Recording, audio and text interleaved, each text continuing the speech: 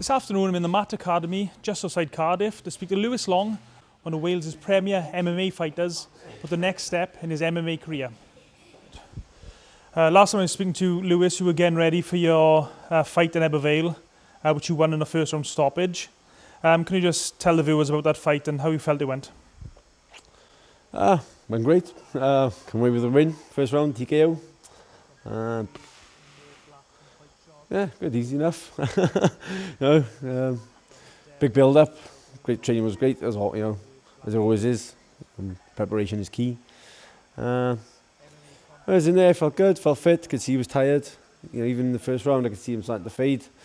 I got an opportunity to capitalise on it, and then that's what I did. And this is great stuff. Both fighters just standing there trading blows. This is great action. What a great fight. I remember you telling me last time I was here in the gym to speak to you that you expected him to be a grappler, whereas on the actual night he seemed happy to stand and try and trade with you. Do you think that was a mistake on his part?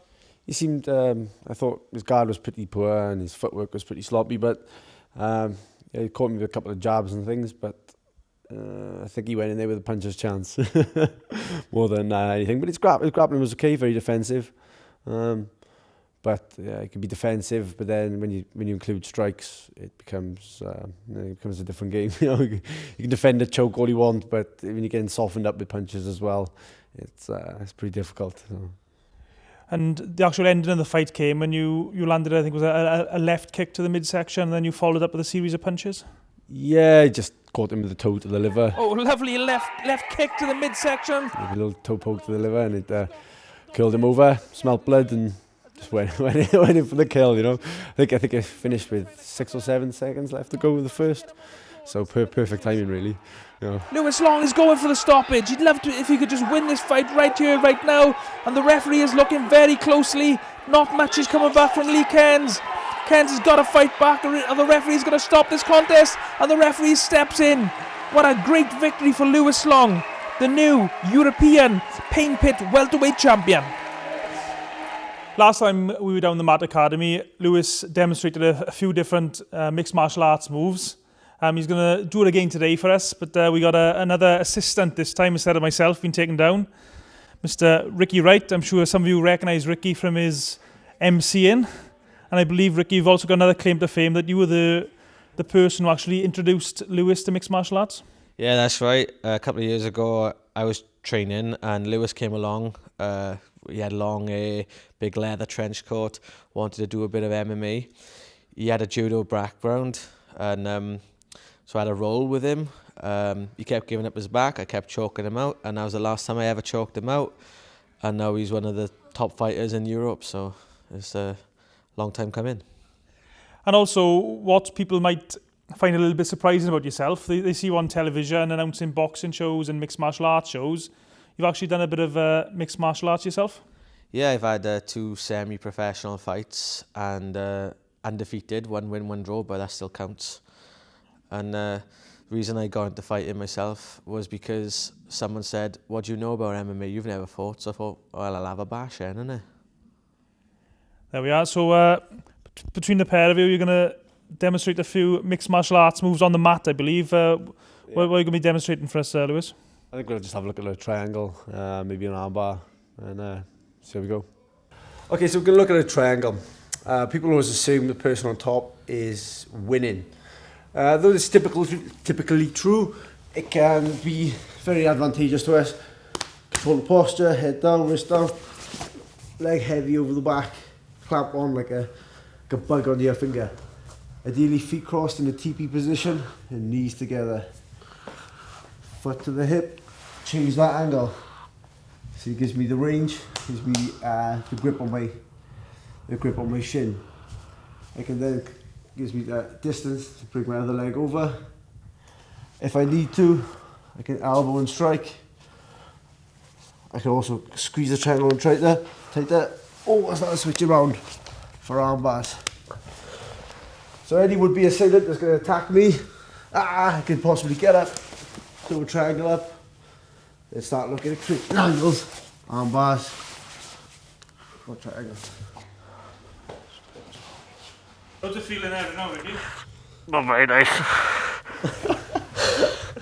Well, it cuts off the carotid arteries, so it's more of a blood choke. So you just go completely dizzy, and then you got two choices: you have a tap or nap.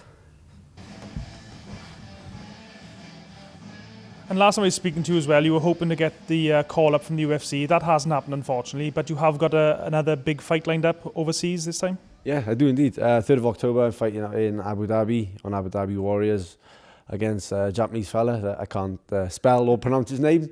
So I'm fighting him. Look out for that. That should be good. Yeah. And also on that show, I believe there's a number of other big name mixed martial arts fighters on the card. It's not just yourself. There's a big series of fights that night. Yeah, massive card, one of the lowest on the bill. I think a guy called Sokuju or something. My friends were telling me he was meant to be a massive fighter. I don't really know, and a couple of others, but be good to get in there, get in the mix.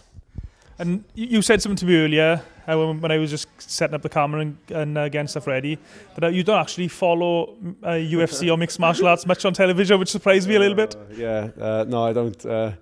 As Ricky will remark, that I'm probably the only person there who's never watched it, you know. I just always too busy. It's all I do all day, every day. And then going and watching it, I think it's probably overkill as well. So. And how's your training been for this fight? How's your weight coming down? Sparring? How are things going? Yeah, it's been good, really good. I've had a few injuries, but you know, I'm tired, I'm hungry, and I'm injured, so that must mean I'm ready to fight, really. That's typically how it goes.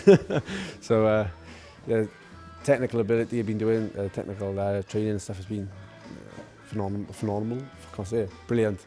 Use the word brilliant instead. But yeah, I've had some sparring with a couple of guys here. Nothing too bad, but yeah, great, fit, strong. And you also train alongside one of the leading Welsh boxing trainers in Cardiff, Guy Lockett, for your striking skills and that type of thing? Yeah, well, Gary's my boxing coach, and he's done wonders with my hands, you know. Especially, you know, he's got some of the best in the world in the gym, you know. And just to be around them and see how they do things is a great way to learn and mix it up, you know. If you want to box, well, you know, go to a boxer, and he's one of the best around. So that's what I've done. And of course, you come from sort of a wrestling, judo background, but you actually spar with some of Gary's top professional boxers as well? I haven't done recently, but in the past I have, and it's definitely an eye-opener, you know. or a closer, whatever you want to put it. But they you know, they train to hit hard and fast every day, and that's what they do.